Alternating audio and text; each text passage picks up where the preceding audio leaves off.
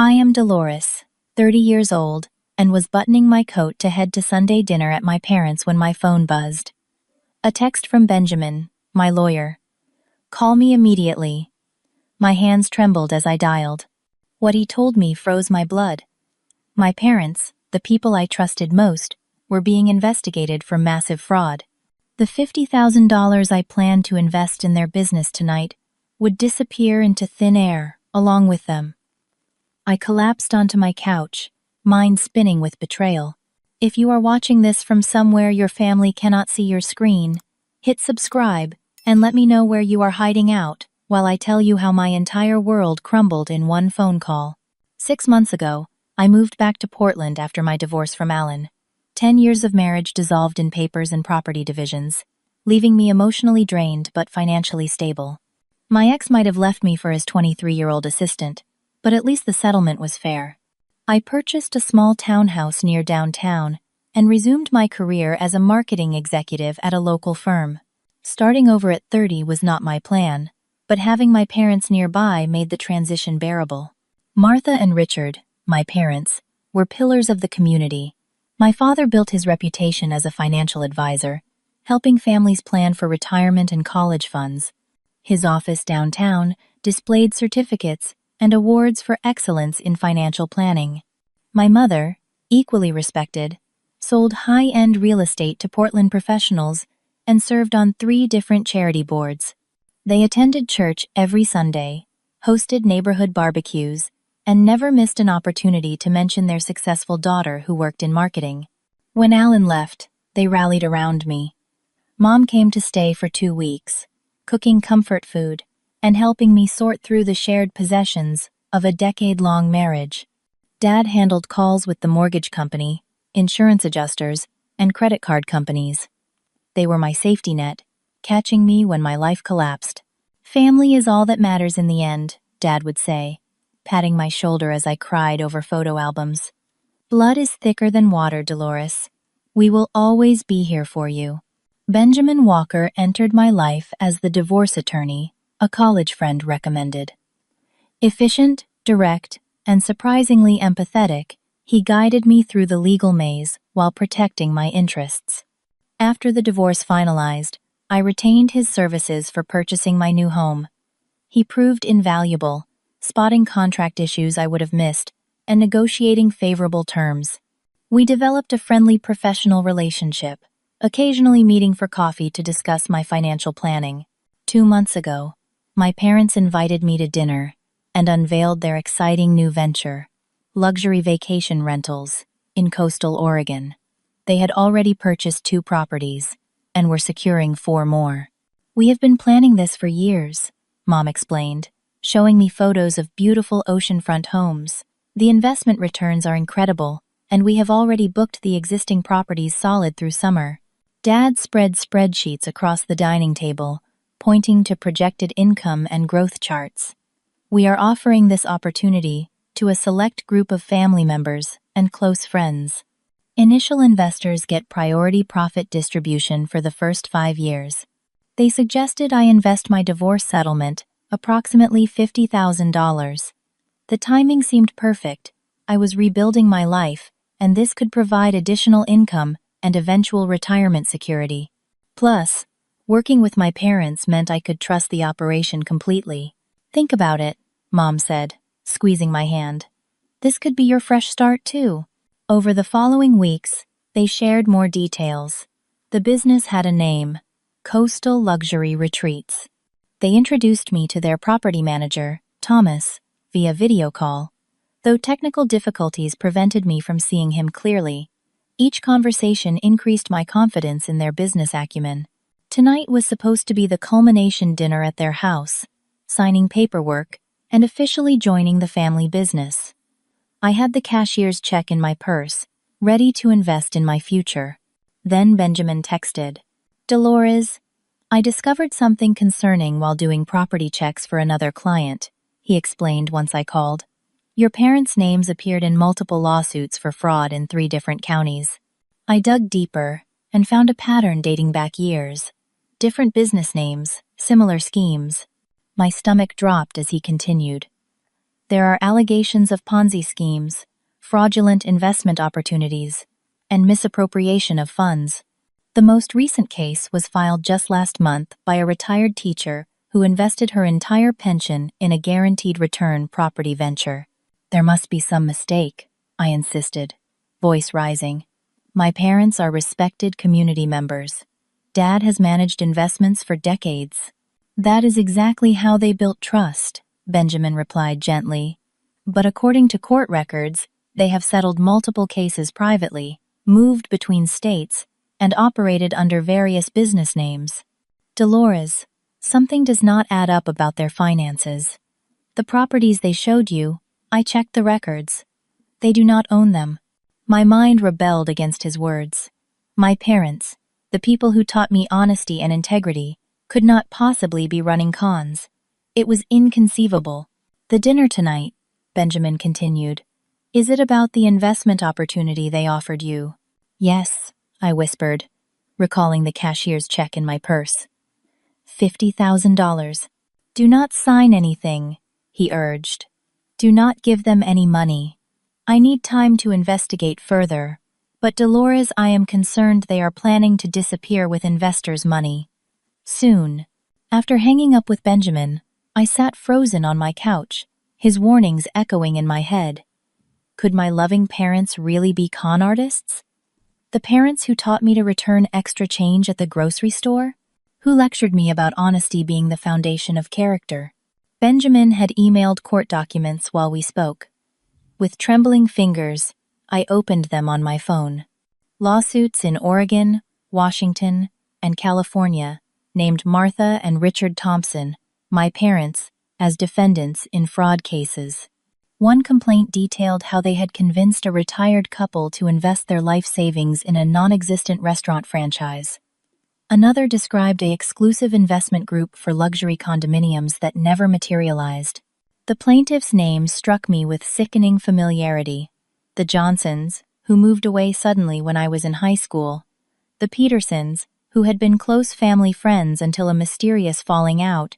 Mrs. Wilson, my former piano teacher, who stopped speaking to my parents after investing in one of Dad's special opportunities. Small inconsistencies throughout my life suddenly aligned like puzzle pieces.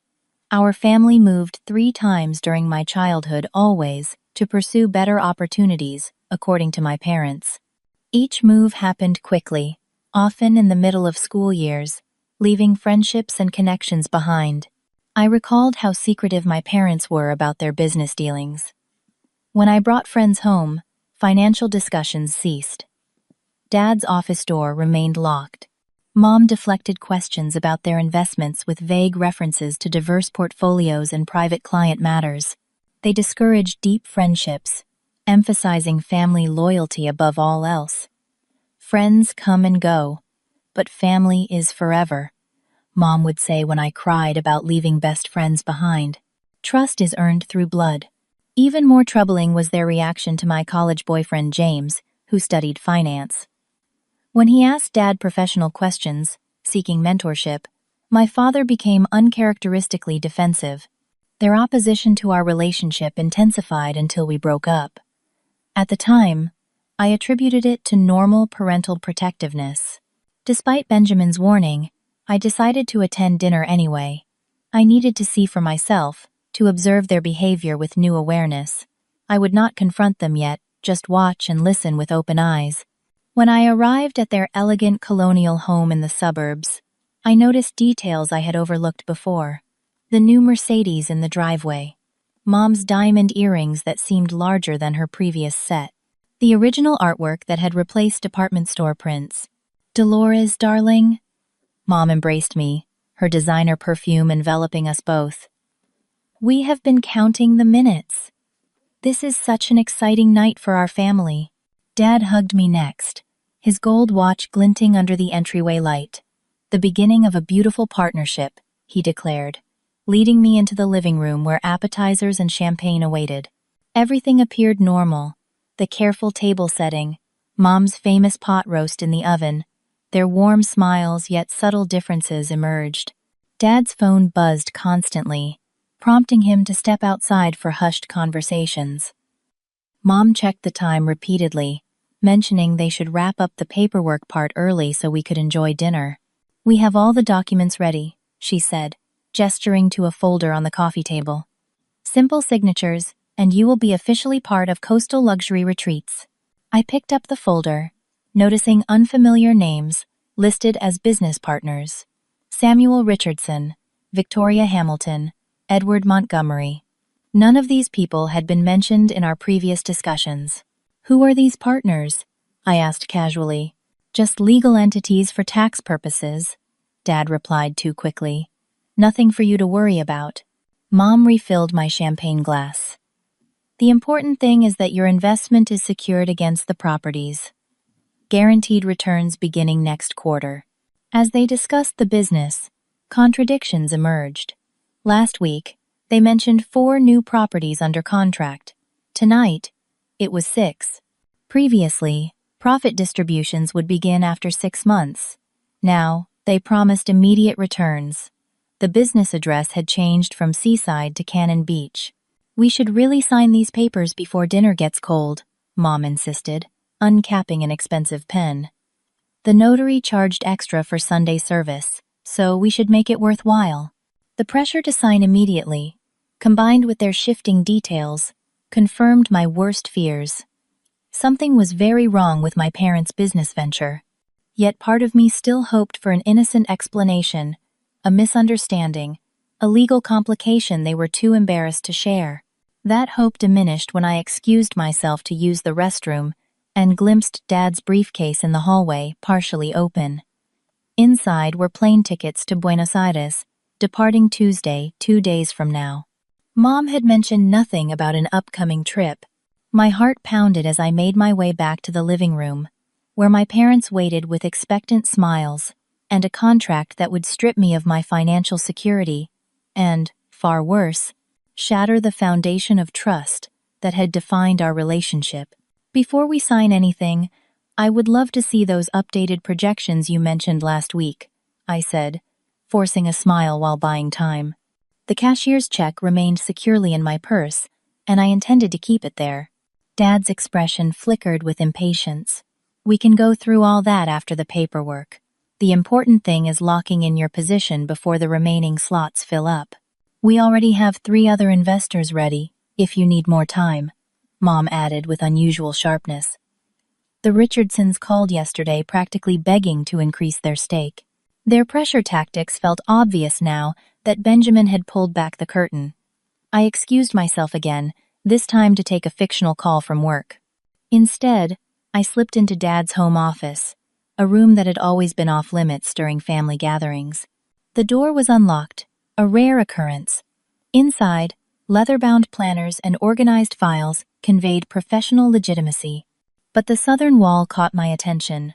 A corkboard covered with travel brochures for Belize, Panama, and Argentina, all countries with no extradition treaties with the United States. My hands shook as I quietly opened the desk drawer.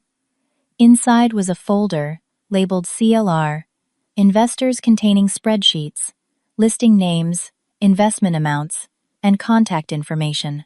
The total exceeded $3 million, with contribution dates stretching back 18 months.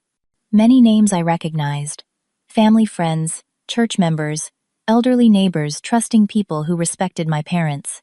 In another drawer, I discovered a locked box. The key was hidden beneath the desk blotter. Dad always used the same hiding places. Inside were 4 passports, 2 with my parents' photos, but different names: Robert and Elizabeth Carson, James and Margaret Wilson. Multiple driver's licenses and credit cards matching these identities. Cold sweat broke out across my forehead as memories rushed back. Age 8. Moving from Seattle overnight after Dad's business partner allegedly embezzled funds. Age 13. Changing schools mid-year because Mom found better educational opportunities in another district. Age 17. The unexplained fire at Dad's office that destroyed financial records just before a scheduled audit. The most damning evidence was a notebook containing what appeared to be exit strategies. Lists of assets to liquidate, accounts to close, and a timeline for disappearing. My name appeared on one page with a note: 50 kelvins secured, close loop after transfer. I was not just another victim. I was the final mark before they vanished. Footsteps approached the office. I quickly returned everything to its place and pretended to be finishing my call when Mom appeared at the door. "Dinner is getting cold, sweetie," she said, eyes darting around the office. "Everything okay?" "Just work emergencies," I lied, noting how easily deception came to me now. "Let me wash up and I will be right there."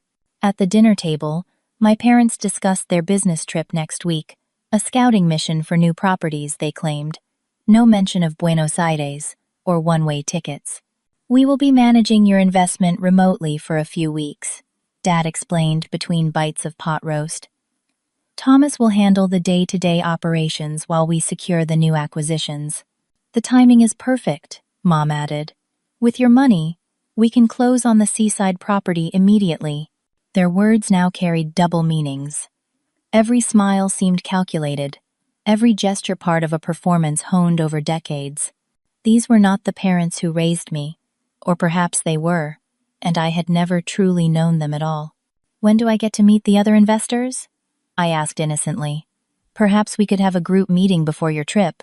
Their exchanged glance lasted only a fraction of a second, but I caught it panic, quickly disguised. "Everyone is quite busy," Mom replied smoothly. "Many are out-of-state investors who trust our management implicitly." Dad's phone rang again. He checked the screen and stood abruptly. "I need to take this. Business never sleeps." He stepped onto the back porch, closing the door behind him, but not before I heard, "We need to move now. She is getting suspicious." My stomach clenched as I realized he was talking about me. In that moment, any lingering doubt evaporated. My parents were con artists, and I was their next victim. Mom refilled wine glasses, chattering about coastal property values and rental trends.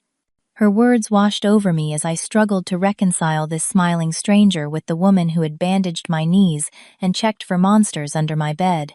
When Dad returned, his face was composed, but his eyes held new intensity. "Let us finish up with the paperwork, shall we? It is getting late." The contract appeared again, placed before me with the elegant pen.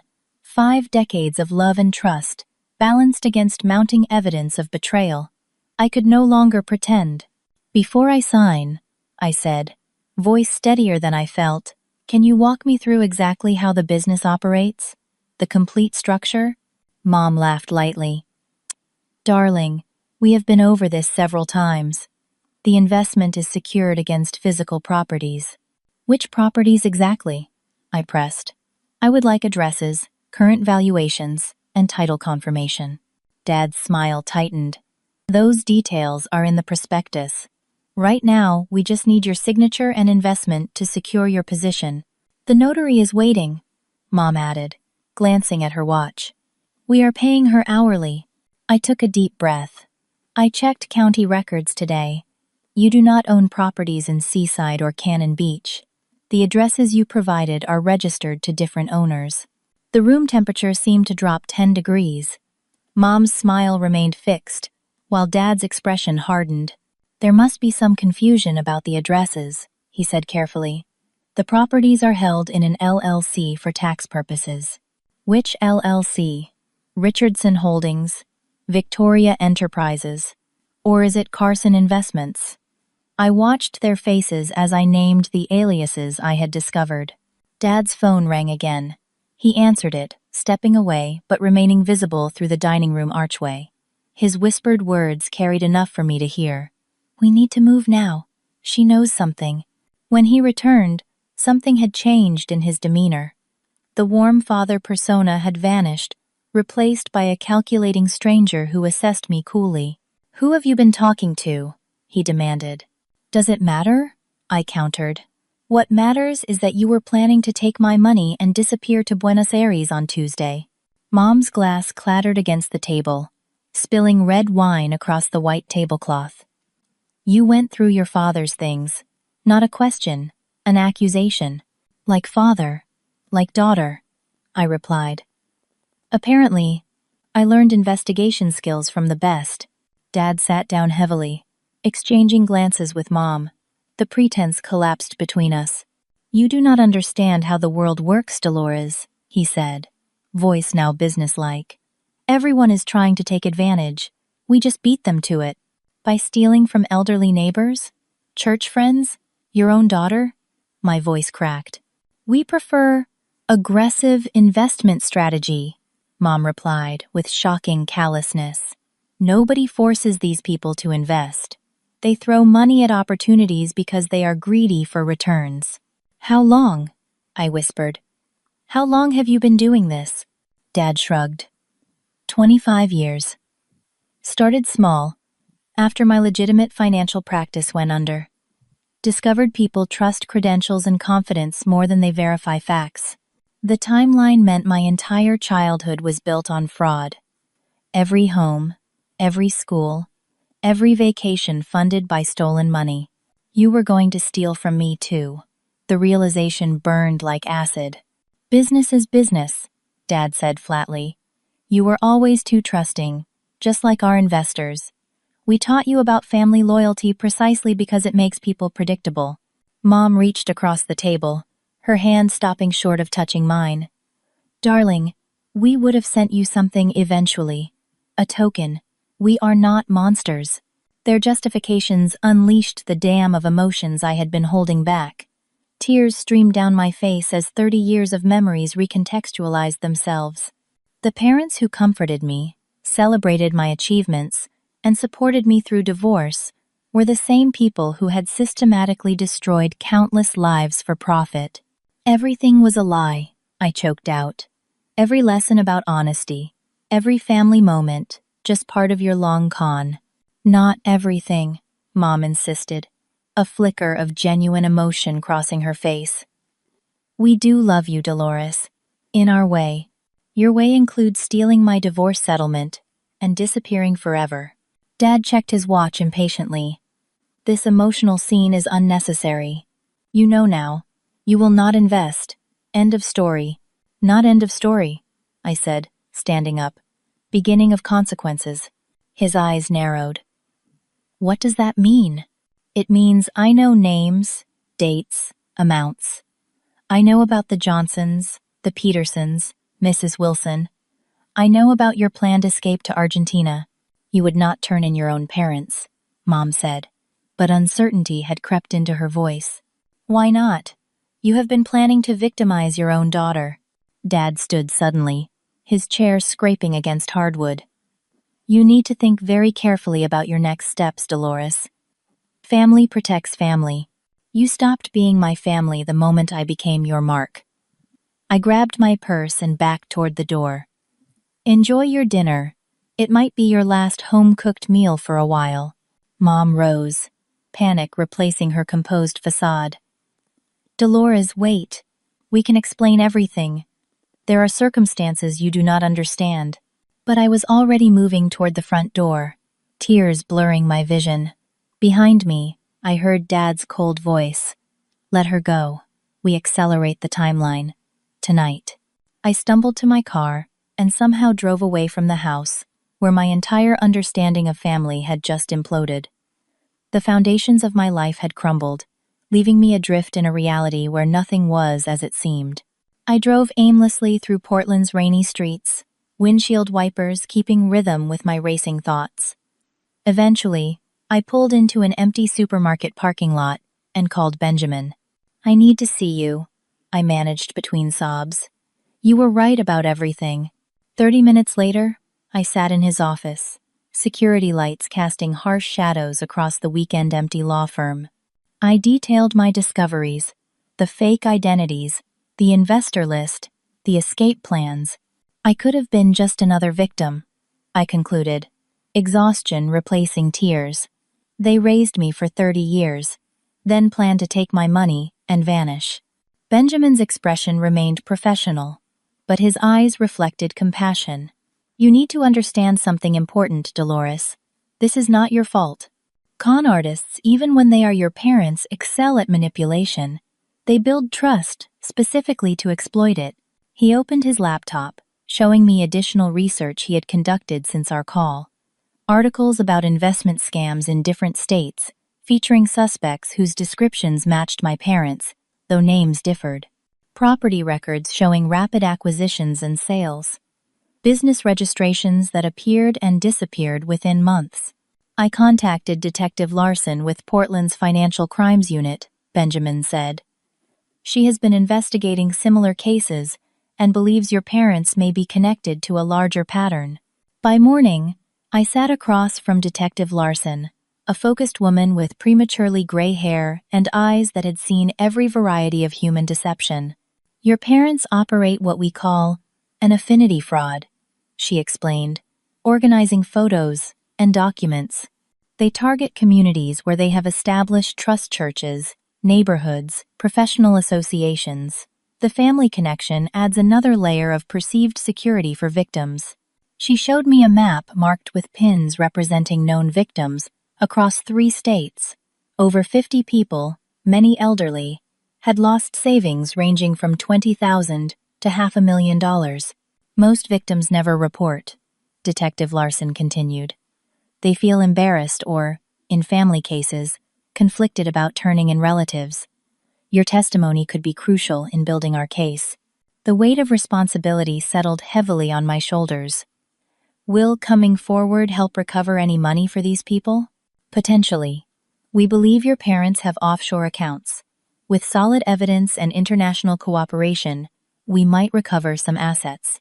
That afternoon, I met Grace Henderson, a 78-year-old retired nurse who had invested her late husband's life insurance with my mother 2 years ago. $200,000, her entire financial safety net gone. Martha was so kind, Grace explained, hands trembling around her teacup. She brought me meals after Harold died, helped me organize his papers, said she considered me family, and wanted to ensure I was taken care of. Her vulnerability reflected my own.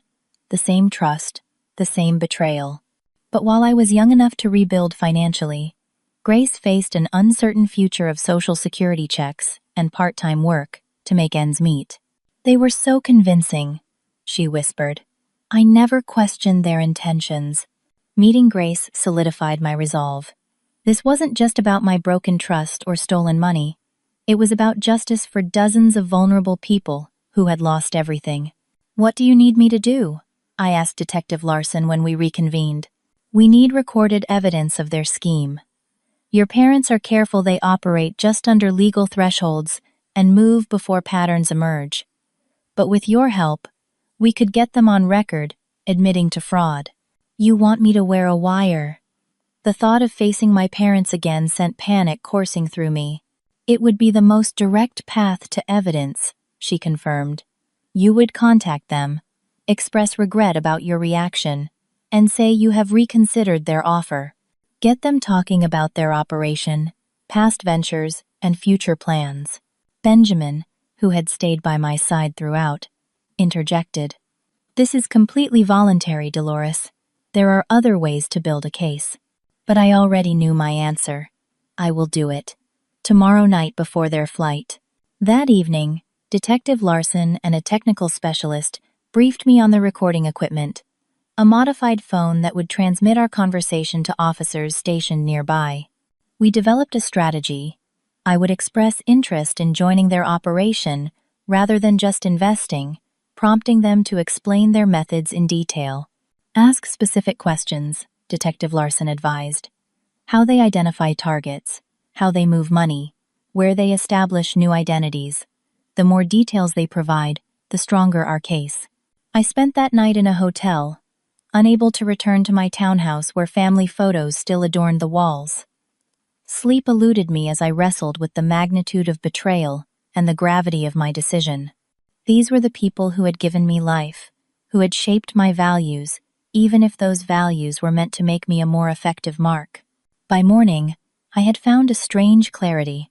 The parents I thought I had were illusions, carefully crafted characters in a decades-long performance.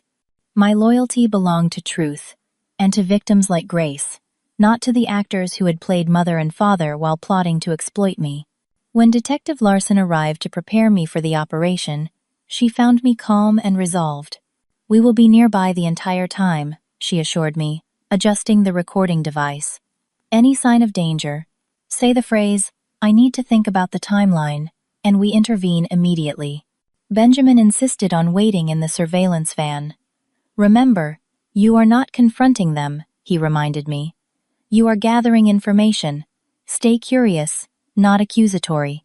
As I drove toward my parents' house one final time, I felt my role shifting from victim to agent of justice. The daughter they raised to be trusting and loyal was instead becoming the instrument of their downfall. When I arrived at my parents' house that evening, suitcases stood in the foyer, packed for their business trip to Argentina. Mom answered the door with visible surprise. "Dolores, we did not expect to see you again so soon.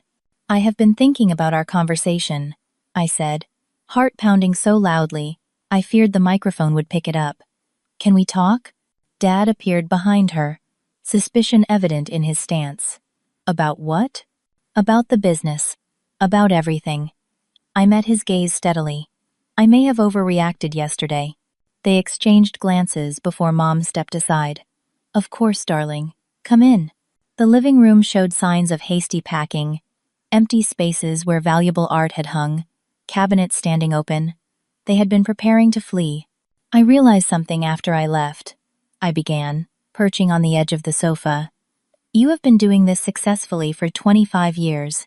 There must be substantial profits involved." Dad remained standing, arms crossed. "What is your point?" "Maybe I am in the wrong business. Marketing pays well, but clearly not as well as what you do." I leaned forward, adopting their pragmatic tone from the previous night. "Perhaps instead of just investing, I should be learning the family business, for real." The shock on their faces would have been comical under different circumstances. "You want to join us?" Mom asked incredulously. "Why not? As you said, everyone tries to take advantage in this world. You have obviously mastered the system." Each word tasted bitter, but I maintained an eager expression. Dad sat down slowly, studying me with new interest. "What changed your mind?" "I realized you were right about people being gullible. They trust too easily. I have been doing it my whole life, trusting friends, colleagues, Alan." I shrugged. "Look where conventional honesty got me. Divorced at 30, starting over. Meanwhile, you have been prospering for decades." Their suspicion began melting into cautious optimism. The prospect of keeping their daughter in their lives while continuing their schemes appealed to whatever twisted version of parental love they possessed. "It is not an easy life," Dad said, testing my commitment. "Constant movement, new identities, always looking over your shoulder. But the rewards compensate for the inconveniences, right?" I gestured around at their luxury furnishings. "Besides, 3 people working together would be more efficient than 2. Mom moved to sit beside me, taking my hand. "Dolores, are you certain? Once you cross certain lines, there is no going back to conventional life." "I am my parents' daughter, after all," I replied, squeezing her hand while suppressing revulsion. "So, tell me how it really works. Everything. If I am joining the family business, I need to understand the operation completely." For the next hour, they detailed their methodology with disturbing pride. Dad explained how they selected hunting grounds, affluent communities with strong social networks, where trust transferred by association. "Churches are gold mines," he explained. "Once the pastor or a few respected elders invest, others follow without question. Everyone assumes someone else has done due diligence." Mom described how they established credibility, joining civic organizations, making small charitable donations, befriending influential community members. "We always start legitimate businesses as fronts," she explained. "Richard actually worked as a financial advisor initially. I sold real estate. Those credentials and licenses provide the foundation." They outlined their targeting strategy, focusing on recent widows, retirees with substantial savings, and busy professionals who had money but lacked time for detailed investment research. "The key is making them come to you," Dad explained. "Plant seeds about your successful investments. Let them ask for inclusion. People value what they pursue more than what is offered freely. Most disturbingly, they detailed their exit strategies, how they gradually moved money offshore, established new identities, and disappeared just before suspicions coalesced into investigations. We typically net between 1 and 3 million per cycle, Dad said matter-of-factly. 4 to 5 years in a location is optimal enough time to build trust, but not so long that patterns become obvious. Mom added, "We have networks in South America, identities prepared years in advance. The current iteration, Martha and Richard Thompson, has nearly reached its expiration date." As they spoke, I asked clarifying questions, drawing out specific examples from previous cons. They named cities, schemes, approximate dates, all transmitted directly to Detective Larson through my modified phone. "What about people like the Johnsons or Mrs. Wilson?" I asked. "Were they special cases?" Jim Johnson was becoming suspicious, Dad recalled without remorse. Started asking about property titles. We accelerated our timeline and left Seattle 3 months ahead of schedule. "And the fire at your office before the audit?" I prompted. "Insurance fraud bonus?" He chuckled. "Destroyed problematic records and collected $200,000 for building and contents." When I had gathered sufficient evidence, I gave the signal. "This timeline seems rushed. When exactly were you planning to tell me about Argentina?" "After we were settled," Mom admitted. "We would have sent for you eventually. Or at least returned some of your investment," Dad added with a shrug. "Family discount." The doorbell rang. Mom frowned. "Are you expecting someone?" "Actually, yes." I stood as realization dawned on their faces. "I brought some business associates who are very interested in your investment strategies."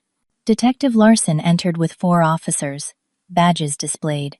"Martha and Richard Thompson, you are under arrest for investment fraud, wire fraud, identity theft, and conspiracy." The transformation was immediate. Mom collapsed into sobs, while Dad's face hardened into contempt. "You recorded us," he spat as an officer handcuffed him. "Your own parents." "I learned from the best," I replied, voice breaking despite my resolve. "Family first, right?" As they were led away, Mom looked back, tears streaming down her face. "Dolores, please. We can explain everything."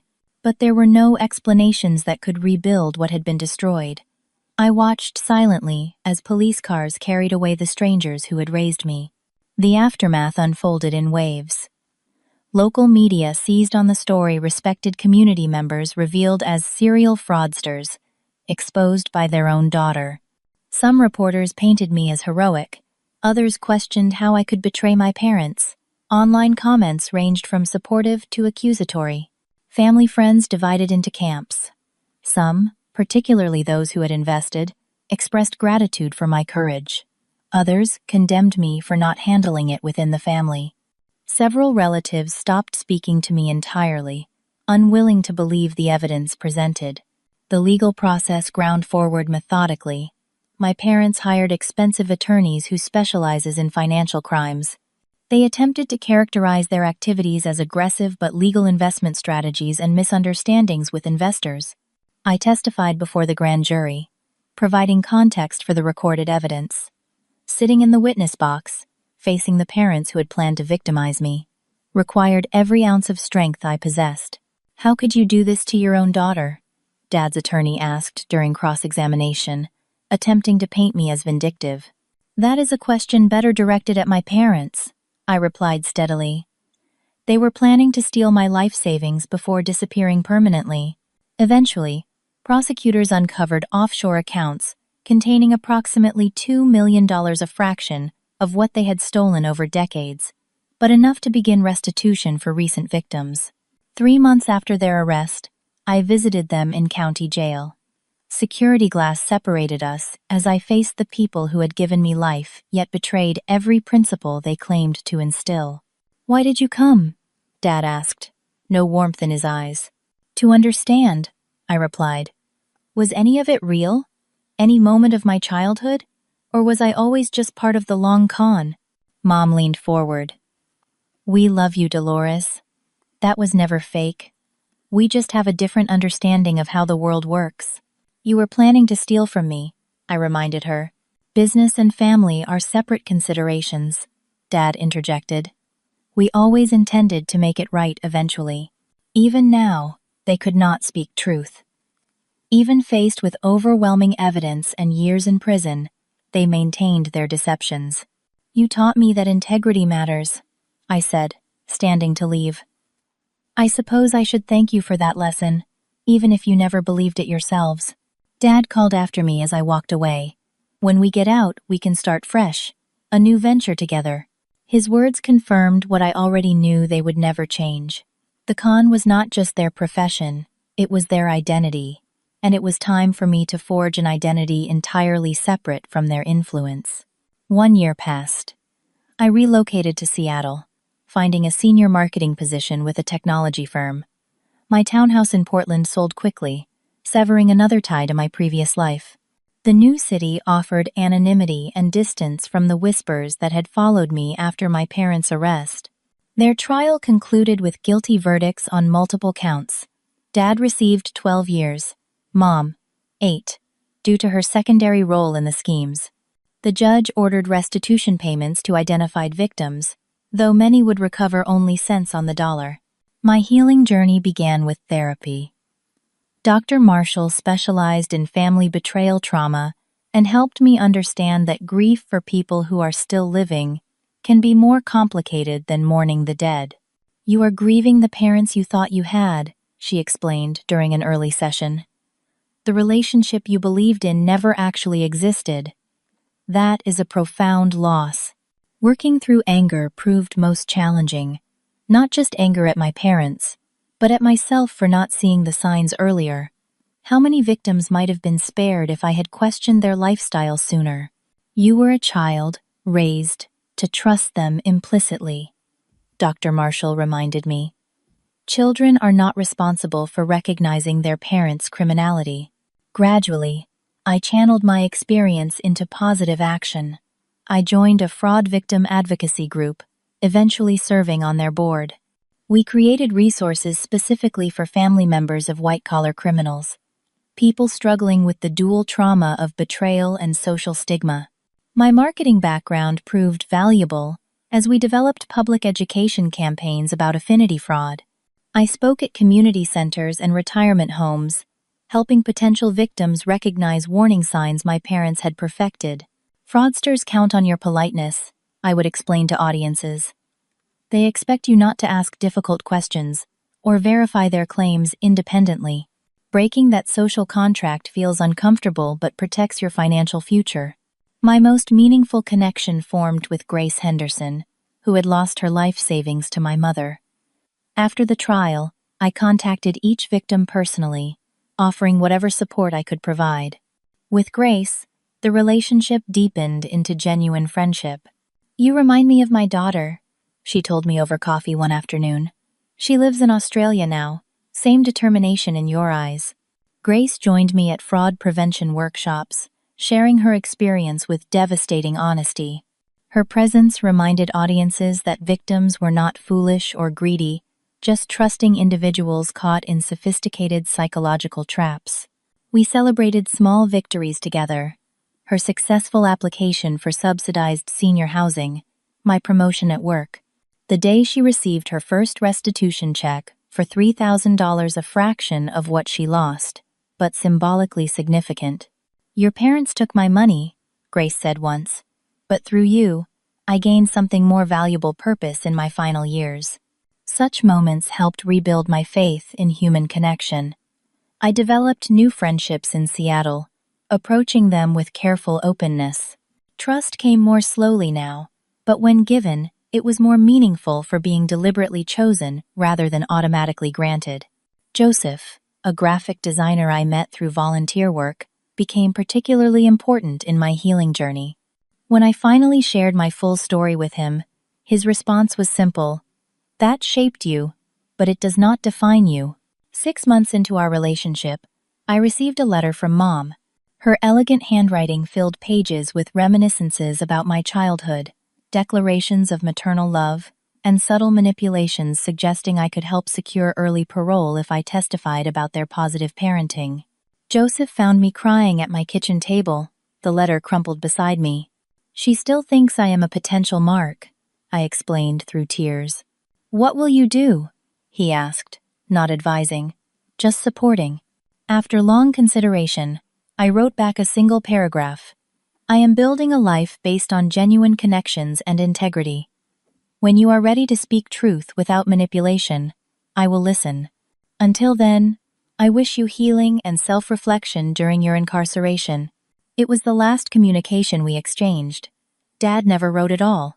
By the second anniversary of their arrest, I had established a new definition of family, one based on chosen connections rather than blood relation.